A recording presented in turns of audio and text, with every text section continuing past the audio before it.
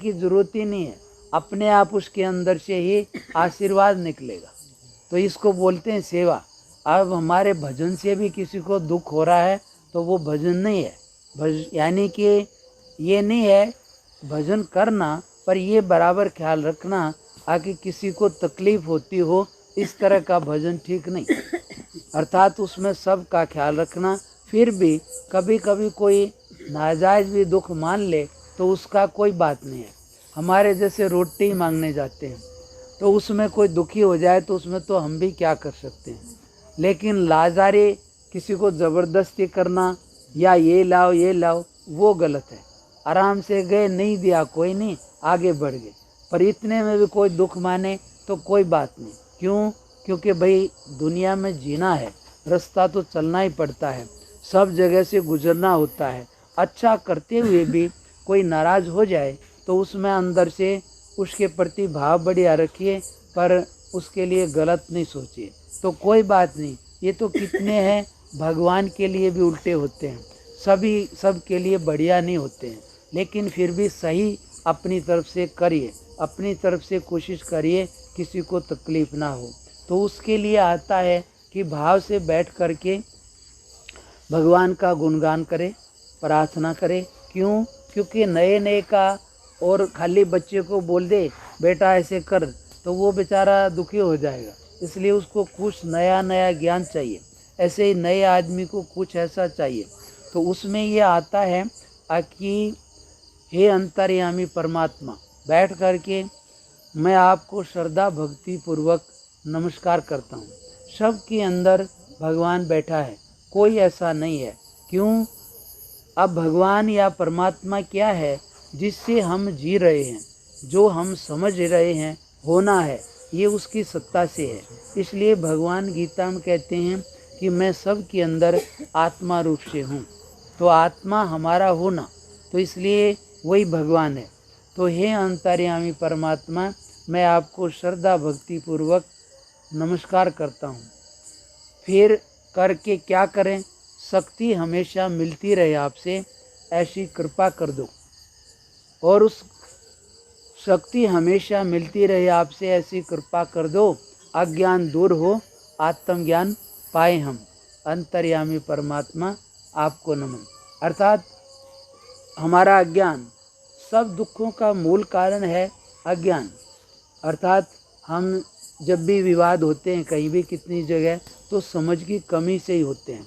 ठीक समझ आ जाए तो फिर यहाँ कोई दोषी दिखाई नहीं देगा। इसी को लेकर कहते हैं कि अज्ञान दूर हो, आत्मज्ञान हम अपने आप को समझे पाएँ। और फिर मांगते क्या हैं? ज़्यादातर तो आजकल पैसे के पीछे दुनिया पड़ गई है, कितना ही हो फिर भी भरता नहीं है। ये ऐसी बीमारी है।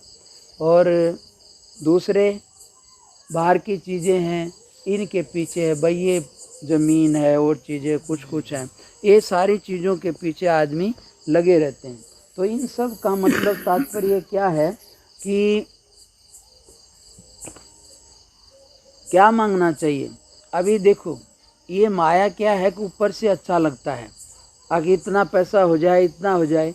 आप सब जानते होंगे कई बड़े बड़े आदमी हैं, मुख्यमंत्री जैसे पहले रहे हैं, लेकिन आज जेल में हैं। और कारण क्या? उन्होंने सोचा पैसे में सुख है, ज़मीन में सुख है, इन चीज़ों में सुख है, इकट्ठा कर लो। खूब इकट्ठा कर लिया, लेकिन उसका परिणाम क्या निकला? जेल, या कितनों को खुदकुशी। और अब आगे के लिए भी बिगड़ गया तो वो अपना भी गया। तो इसलिए कहते हैं कि यही माया है, अब जो ऊपर से अच्छा दिखाती है और परिणाम में आफत में डालती है। इसलिए क्या मांगना चाहिए? तो कहते हैं कि सद्बुद्धि प्राप्त हो, व्यवहार आदर्श हो और सेवा में जीवन रहे। अंतर्यामी परमात्मा आपको नमन। सद्बुद्धि, सत क्या है?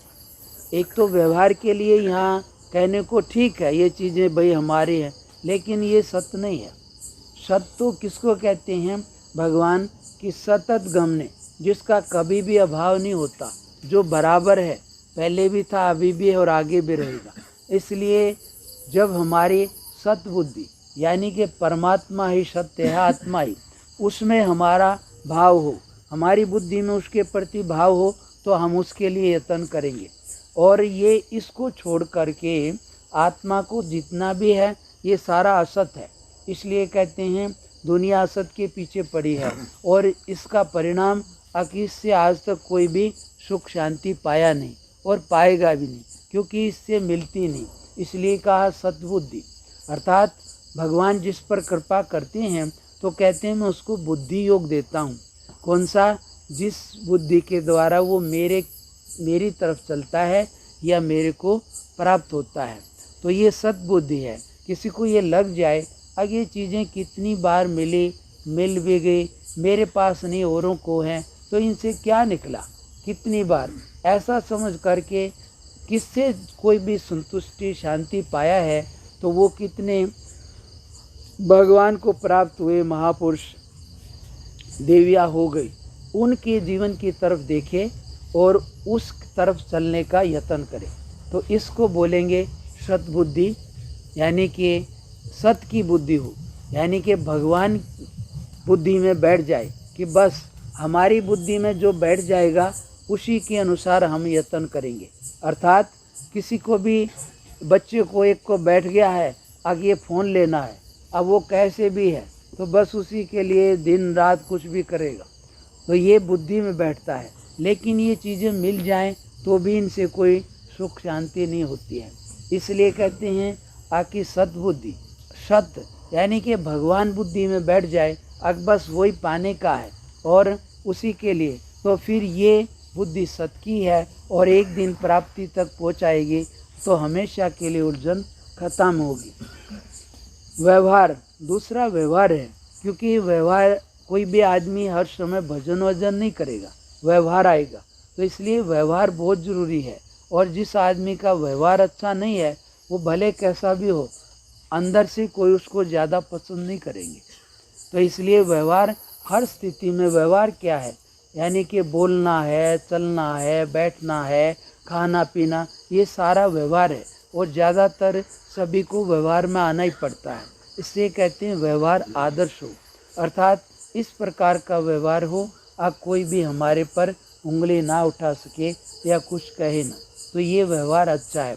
आदर्श इसको बोलते हैं कि भाई कैसा, घर में कैसा ही है, कुछ बोले नहीं, जैसा मिले उसी में शांति से खुश हो जाए, कभी किसी को कुछ कहे नहीं, तो सब खुश रहेंगे और अपना आराम से काम करें।